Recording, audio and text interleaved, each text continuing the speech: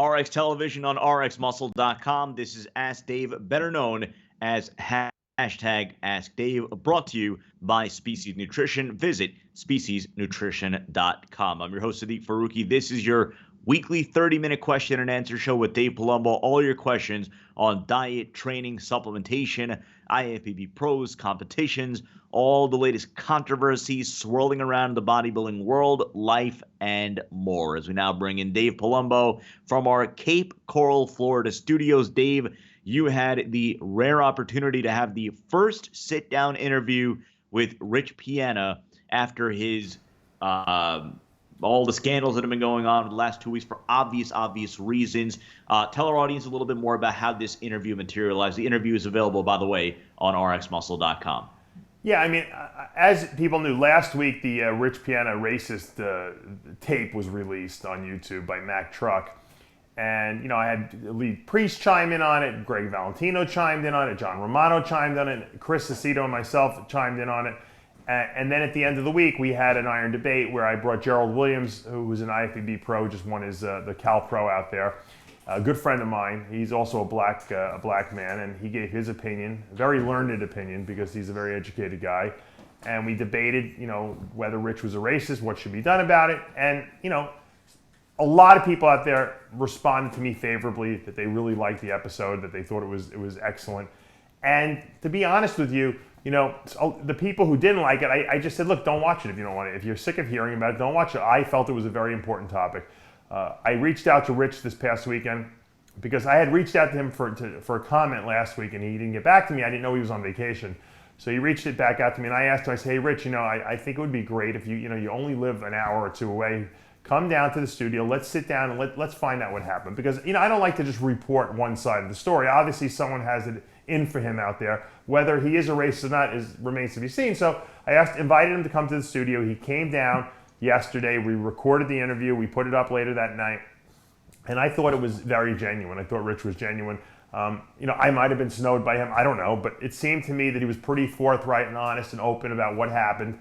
And I think that, you know, I got a lot of feedback from people, black and white people, saying that, you know, look, I think we believe Rich and we would like to forgive him and move on because we think he's good for the industry. So I hope if you haven't seen it out there, you can check it out at the RxMuscle YouTube channel or rxmuscle.com. It's a great interview. And like I said, it's very, you know, it really paints a true picture of what happened, at least from the perspective of Rich Piana. You know, I'm sure from the perspective of the girl who, you know, Amy Waz or whatever her name was, she doesn't feel that that's the case. I read in the comments on our YouTube channel that she's, you know, disputing everything he's saying, but it remains to be seen. She says there's more stuff that she has yet to release that's even worse than what she already released. So I guess we have to just sit back and see what comes out. So the exclusive one-on-one interview, in-studio interview with Rich Piana, available right now at rxmuscle.com and the RxMuscle YouTube channel. If you want to ask a question, you could join us on the Muscle Central Forum at rxmuscle.com, on our YouTube channel. If you're watching us live, we ask that you like this video, and if you're not already subscribed, hit the subscribe button below. You're not going to miss any of our show segments, updates. Of course, Olympia Countdown is just days away. You can also join us on Instagram, official_RxMuscle. Let's go to Lift Forever 420. Our good friend Alan Marashi. Dave, Mark Lobliner has stated that it is better to save your money on whey isolate / hydrolysate and just get whey concentrate because he claims there is minimal difference in terms of body composition results when using either one. I happen to disagree with him as I use Isolized for years with better results than whey concentrate. Do you agree with his statement? If not, would you debate him on this topic? Yeah, I mean, I would debate him in 3 seconds because anyone who has any lactose insensitivity or intolerance or allergy will tell you that they can't use a whey concentrate because it's too high in lactose and it bothers their stomach. It gives them gas, diarrhea, bloating, and malabsorption of the protein. When you ferment a sugar like lactose in your gut, okay, you malabsorb a lot of the stuff that goes along with it. So if you're taking a whey concentrate in, the whey part of the equation gets pooped out. Think about it. When you have diarrhea, your body is not absorbing all the nutrients. It's going through your intestinal tract too quickly. So whey concentrate to me is like putting 87 octane fuel into a Ferrari. I've given this analogy before. You don't put 87 in there because we know the engine will not perform at peak performance. You put 93 or better in there, and that's going to make the engine perform better. So why would you put anything less than the best that's available into your body? Now, if you're a 10-year-old kid, probably who has good lactose digesting enzymes in his body still, you could probably get away with a whey concentrate. Probably wouldn't be the end of the world.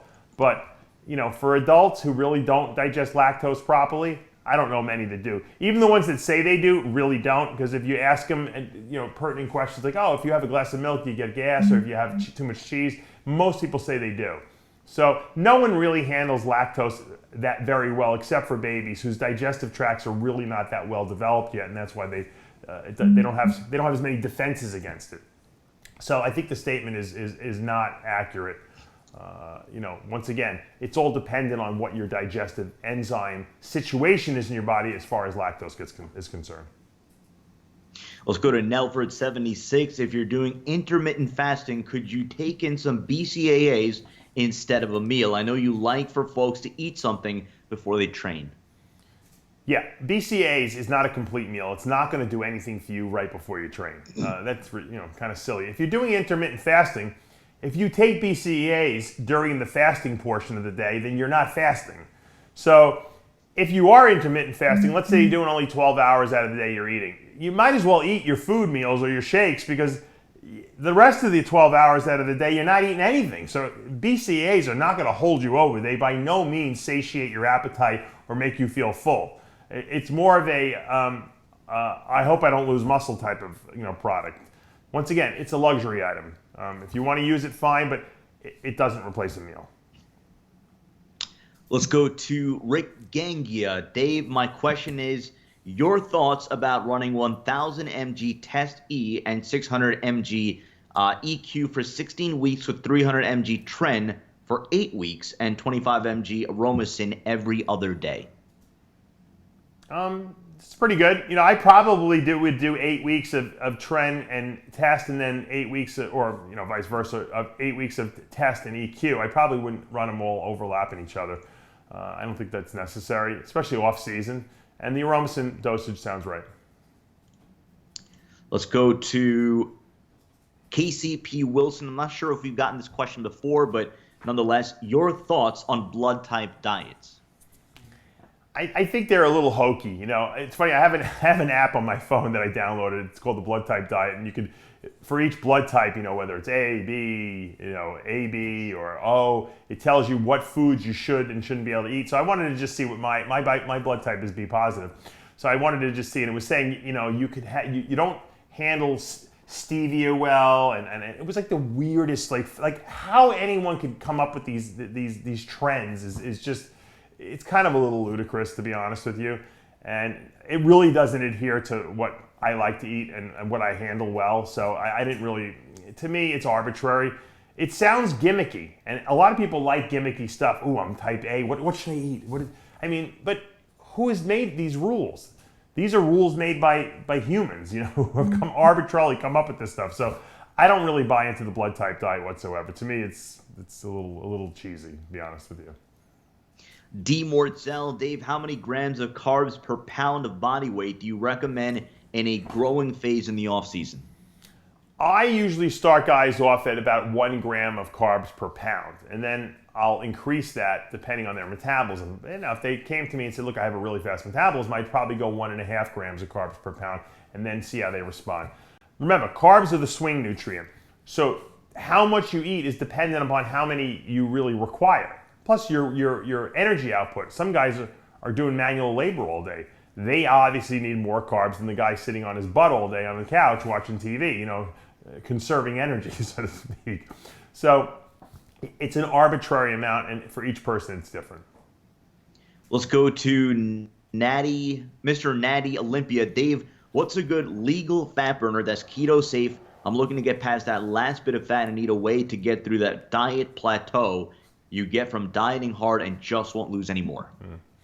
I like to, I hate, it sounds like I'm self-serving when I recommend my own supplements, but I really like Localized, and I'll tell you why. Because my Localized fat burner is a non-stimulant based fat burner, and you don't really want to raise cortisol any higher than necessary while dieting, because that obviously is a catabolic hormone. In an off-season scenario, it's not so important, but when you're trying to burn fat, okay, and you're on limited calories already, you're kind of in a catabolic state. You're overtraining a little bit because you're doing a lot of cardio. You might be taking a couple cups of coffee a day just to get through your workouts. You don't want to be throwing more stimulant-based fat burners on top of the pot, so to speak. That's just going to make the situation worse. And there's really not that many stim-free fat burners out on the market to begin with. Mine happens to be available, and it works, and it has some good technology in it, from a little bit of appetite suppression to sensitizing your body to leptins better so that you're not as hungry. Also, there's another olive oil metabolite that suppresses appetite a little bit. And then there's, African mango, which is a terrific fat mobilizer, as well as green tea extract. So it's the combination of everything in there that really synergizes each other and helps burn fat without, like I said, stressing the body out. Dreamweaver Fit. Dave, I hate your plain black shirt so much I mailed you a new one yesterday. Any experience on using a glucometer during carb up process on a peak week? Anyone who wants to send me free soft fit black t-shirts, I will gladly accept them. Here's the problem with using a glucose monitor for blood sugar to see. If you have regular insulin output, in other words, assuming your insulin is working and you're not a diabetic, your blood sugar should always be within the same range. So just because you eat a big carb meal doesn't mean they're going to go up high through the roof. They won't, because your body will release insulin and keep your blood sugar low. That's physiologically what's supposed to happen. Now, if you bought a blood sugar monitor just to see what's going on in your body because you're on a lot of GH and you want to make sure you're not running high blood sugars, throughout the day, because that's bad for your health, that's a different story. That's a good use of it. But during carb up week, it's irrelevant. It's not gonna. You're not gonna run high blood sugars on carb up week if you haven't run them all year. Now, there's a great device which I'm not ready to unveil yet that I'm working with a company on. It's like one of these. It's like the Fitbit, only it's better. It's like it's called the Helos. It's one of these watch things you wear, and it hooks up to an app on your phone, and it measures your blood pressure, it measures your heart rate, your breathing rate, your moods, your energy levels, and coming in the fall, the new app for it is going to be blood sugar.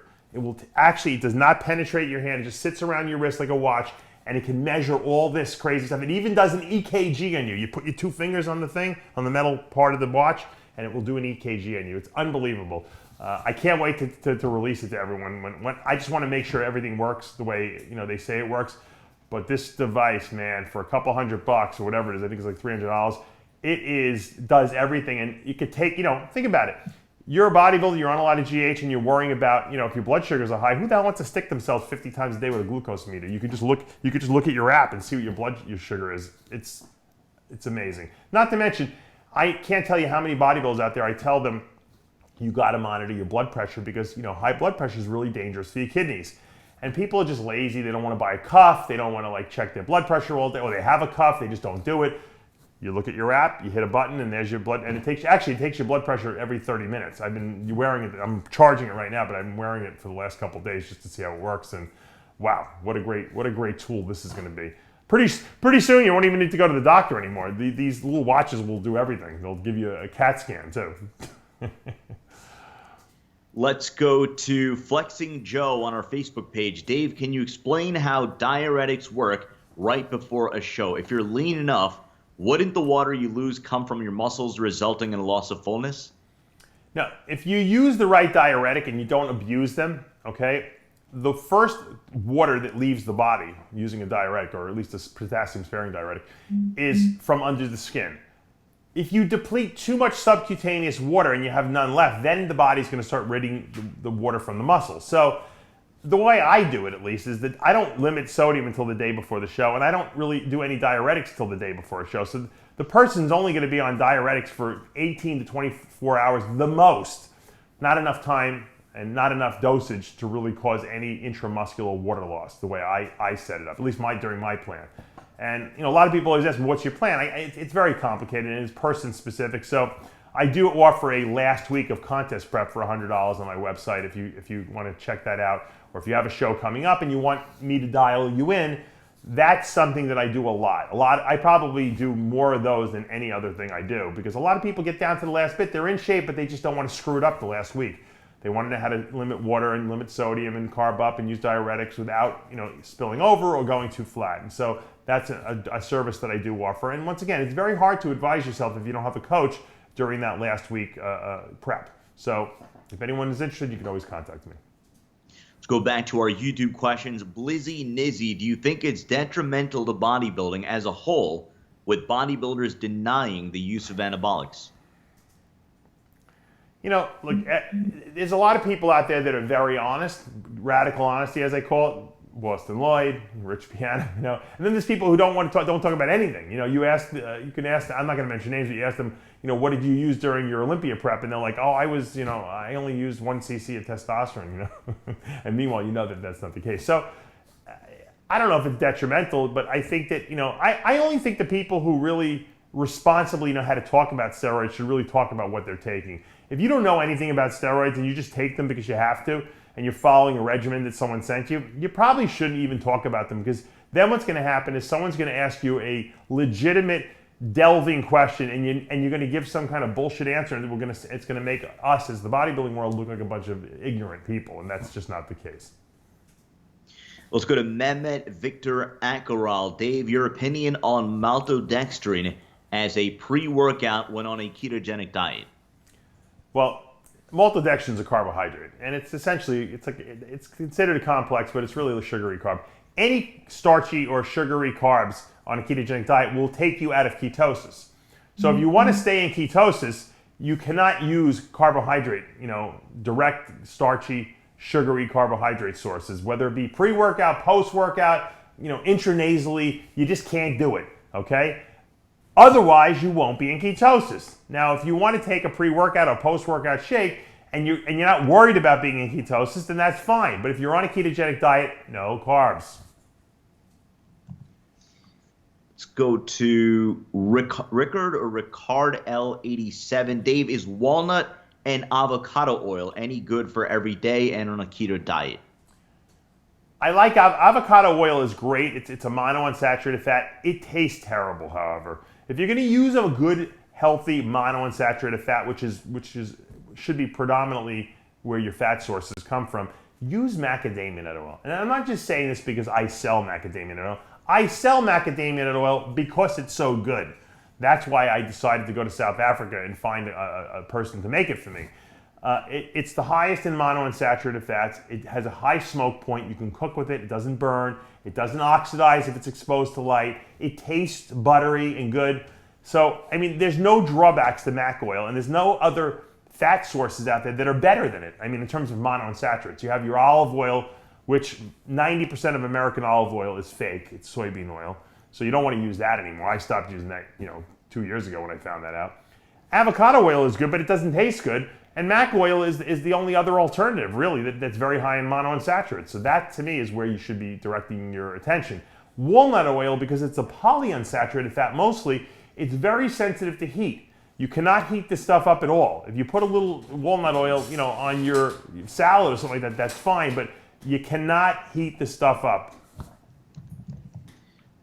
Let's go to Eric Garris. Dave, how many times should one drink pH 9 alkaline water? How many bottles per day will be effective but not overkill? I'm worried about messing with blood buffering and blood pH. Yeah, you really can't overdo it, alkaline water, because if your body doesn't need the alkalinity, it just will excrete it out your kidneys. You're not going to over-alkalinize your body. It's impossible, okay, essentially. Now, it was funny. I was talking to someone who was here in the studio with me the other day, came to get some product from me, and he said his coach had him on alkaline water a couple times a day. What did I think? I said, I think it's really good. He's like, I said, where are you getting it from? And he's like, well, I'm buying it from like Whole Foods. The guy was spending like $300 on alkaline water for his whole diet. I'm like, you could just buy this. And I showed him this new product I sell. It's called Santavia alkalinized water pitcher. It's like a Brita filter, water pitcher filter. You just pour tap water in there, it filters it, and it alkalinizes it. And it keeps the water alkaline as long as it's in contact with the filter. It's $45. I just started selling them at DavePalumbo.com. Once again, I'm not trying to pitch you guys, but a lot of people ask me about alkaline water, and it's expensive if you have to go out and buy it. And those water filters that hook up to your faucet and alkalinize the water, they cost a lot of money. They're like $1,500. So for $45, you can get 2 months of alkalinized water, and every 2 months, every 60 days, you change the $20 filter, and you're good to go. I mean, it's a no-brainer. It's available at davepalumbo.com. But I do like, once again, I like alkalinized water on empty stomach, not with meals, okay? So in the morning, before bed, during the day when you're sitting around, or maybe in the gym, that's the best time to consume alkalinized water.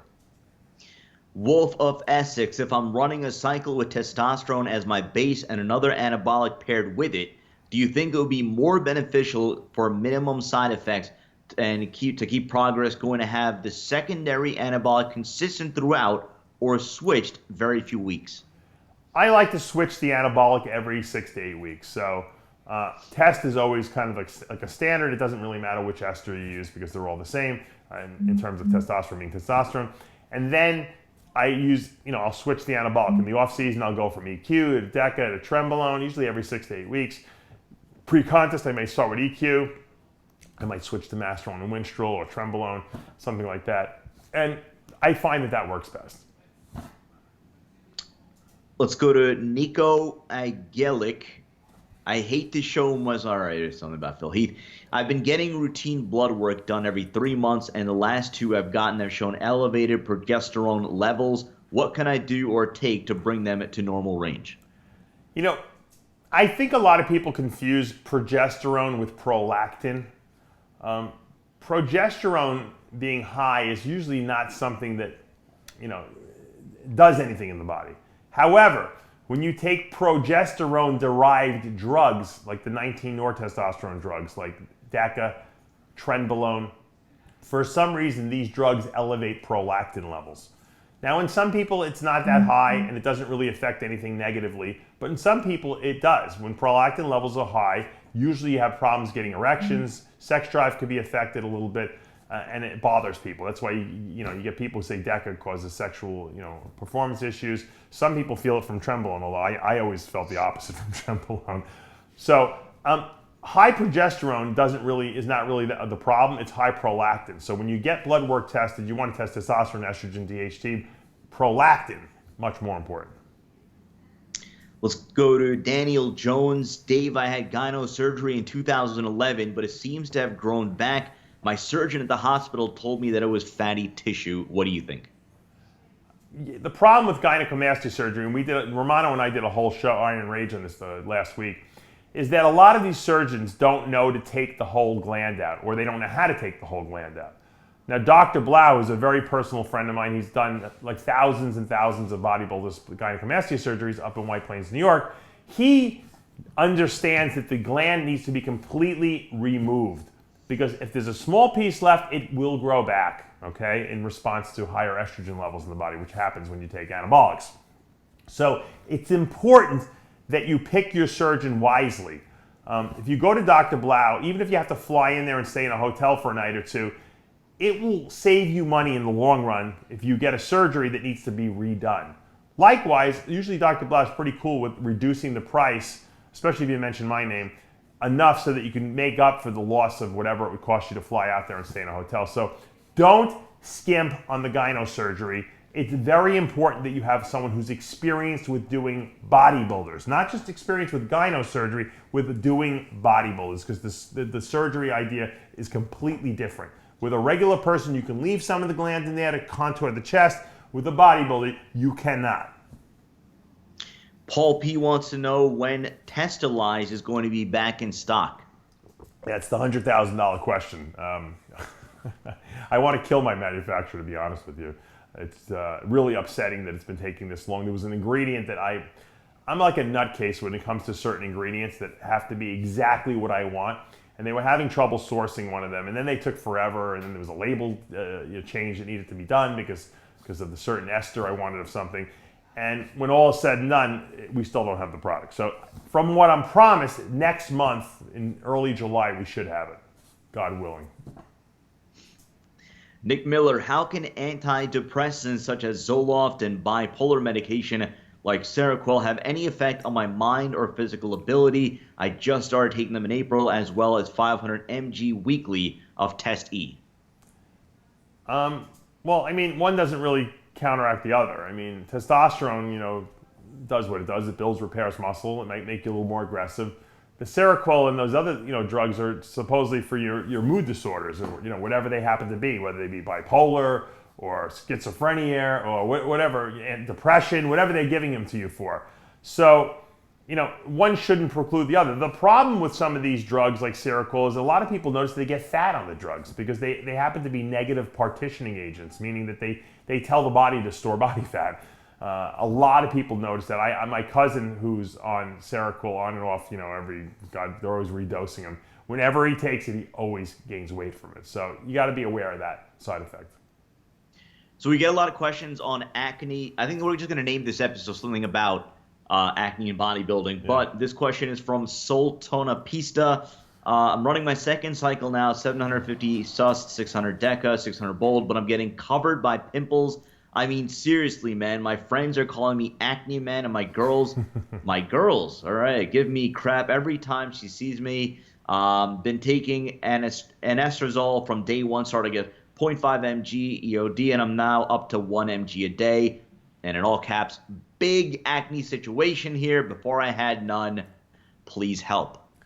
Well, what he's going to notice is that his acne probably got worse as he upped the dose of anastrozole or Arimidex, because that's an estrogen inhibitor.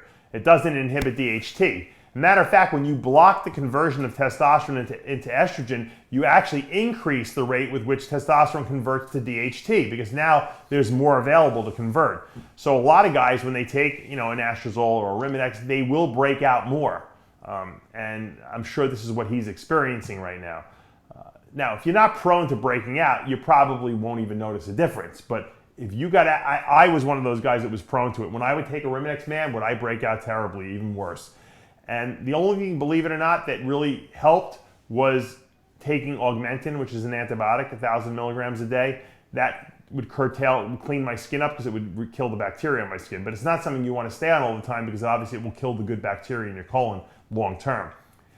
The only other thing I could suggest is you could try Accutane for a 5-month course. See if that cures, or dries up your acne.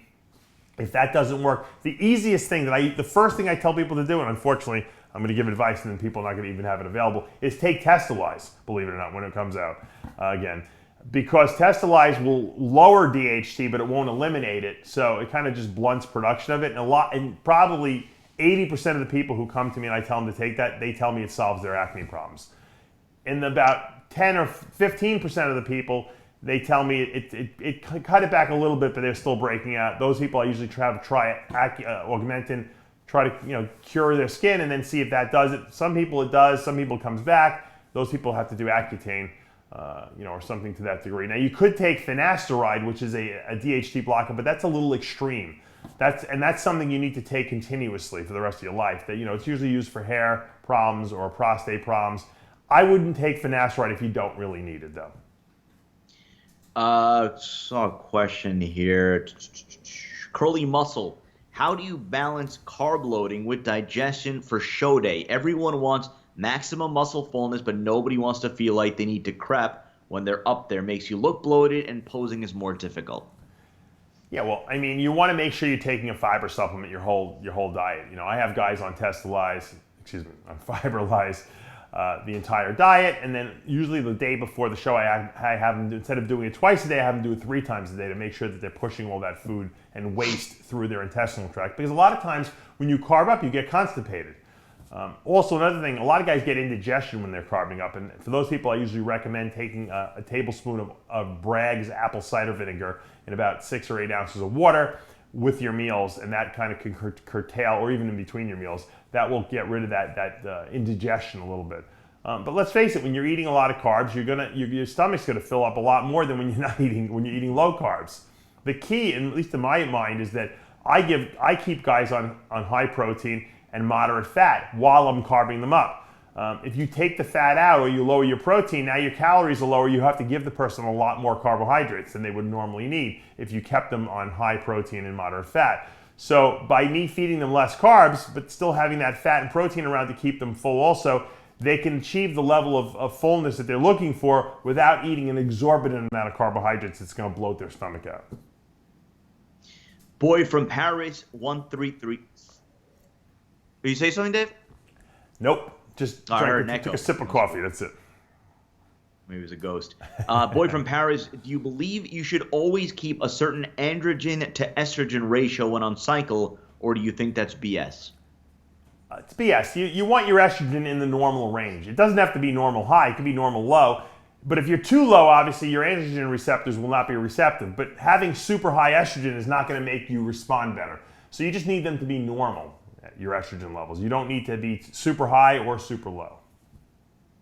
Interesting one here from Blizzy Nizzy. I smoke cigarettes regularly, a pack a day. How bad is that for my gains? People say that it really puts me back, but does it really affect my growth that much? Look, it's impossible to quantify what smoking cigarettes will do for you in terms of not allowing you to get lean or not allowing you to put muscle on. It might not be quantifiable, but as my dad told me as a kid, real athletes don't smoke and drink, because that's only inhibiting their body's ability to recover and to be better athletes. So obviously smoking is terrible for you because you can't breathe as well. Also, nicotine constricts the blood vessels, not good for the kidney tubules who are trying to be dilated so they can filter the blood better. So smoking and alcohol consumption, we know, have negative health ramifications. They're well documented throughout the literature. A lot of deaths caused by them per year. So thinking that you can smoke and still make muscle gains and be the best athlete you can be is foolish. Interesting one here from Bruno Carb 82. Dave, do chicken shakes cooked blended in water gets absorbed the same as eating? In a thick shake, I can take like 12 ounces of chicken in 10 seconds rather than 20 minutes of eating. Yeah, well, I mean, you're basically just doing the job that your stomach normally does, which churns up the food and turns it into what we call chyme. Chyme is is almost like what your chicken looks like after it comes out of the blender. So you're saving some digestion going on there, and you're making it easier for your body to absorb that chicken. What probably will happen as soon as you drink that chicken shake, it'll go into your stomach and go right into your intestinal tract because it's already broken down, and physically broken down at least. So yeah, it can't hurt. I mean, you should be able to absorb the food just as easily, maybe more easily. Can't remember who asked this question. I saw it earlier, but the best workout, Dave, to grow width in your back. Everyone always says pull downs are probably the best, for width. And a lot of people think it's wide grip pull downs will build better grip. But Dorian Yates said it best. Where are you strongest in your back pulling movements? You're strongest when your arms are about shoulder width apart. So I was always a big believer of just going a little wider than shoulder width when I do pull downs or pull ups for that matter. And what you'll find is you're stronger, and where you're stronger, you'll put more muscle on. So the width of your hand grip is not going to necessarily make your lats stick out more. It's how much weight you're contracting on those lats with in good form. We brought up the Rich Piana interview, the live exclusive one-on-one interview, which right now is available on RxMuscle.com and the YouTube channel. One of the things we've been bandied about in our comment section was the usage of PMMA. Question from Eric H. Your opinion of PMMA versus SEO? Well, SEO is the site injection oils. PMMA, I don't really have that much experience with it. Obviously, Rich's, physique has been enhanced by it. He says it's only his arm. I don't know if that's the truth or not. His ex would beg to differ. But he had a torn bicep, and I guess he got it injected in there to fill in the bicep. And it looks okay, but Rich is not competing on a stage. When you get super ripped and lean and get down to that, something like this PMMA would probably look fake on stage because your arms are just not going to look real. And plus, they always look contracted. That's the problem. So whereas a site injection oil like Chris Clark Synthesize or Painless Pumps, two products I sell at DavePalumbo.com, those products look natural if you put them in deep enough and you do use the right protocol, something of which I have no problem sending out to people if they shoot me an email. But it's an oil. It gets absorbed, it gets broken down, it doesn't stay in the muscle permanently like this other stuff does. And who knows, anything that stays in your body permanently can always elicit an autoimmune response. So I get nervous about that. I would not personally experiment with that. I think it would be a disaster for a bodybuilder who's getting on stage to use this stuff. If you do want to enhance calves, arms, little delts a little bit, maybe with pecs, use a good quality site injection oil. And look, I hate to say this because it sounds very self-serving because I sell these two. The only two products that are on the market that have any real science behind them are Chris Clark's Synthesize and the Painless Pump product. Last question of the day from I Am Munaredo. T-Nation recently wrote an article saying to inject Test Sub-Q, not intramuscular, citing research which explained you will have more stable blood and prolonged release of the injected compound. What are your thoughts on this? Here's the problem. If you injected it once every 2 weeks, that would probably be the truth because the stuff would sit under your skin longer and it would release slowly into the bloodstream. Most people are taking testosterone. They want it in their blood as quickly as possible because they're taking it every other day anyway. So intramuscular is the route you should be doing this stuff. Under the skin, it gets irritated, it gets red, it doesn't look good, it hurts a little bit. That's not what we want. We want this stuff getting in on a regular, predictable rate every single shot. So if you're taking 1,000 milligrams a week and you're doing 250 milligrams every other day, I mean, you don't need to put it under the skin. Put it right into the muscle, and that's where it's going to get absorbed. Everyone's always trying to recreate the wheel. I don't know why. Some people ask me, what about if I inject GH intravenously because it'll get into the bloodstream faster? I'm like, listen, if the people who create and synthesize GH and sell the stuff thought that the better route of absorption was IV, they would put it on the pamphlet that comes with it. The pamphlet says nothing about IV. It only says subcutaneous and intramuscular. So that's the only two routes you should consider using. Capiche? I keep hearing this echo. Did you say something again? I said capiche. Capiche. I was trying to be Italian. That is going to do it for this episode of As Day, brought to you by Species Nutrition. Reminder, the one-on-one exclusive interview in studio with Rich Piana available right now on RxMuscle.com and the RxMuscle YouTube channel. For Dave Palumbo, our producer Johnny Styles, I'm Sadiq Faruqi. We'll see you next time.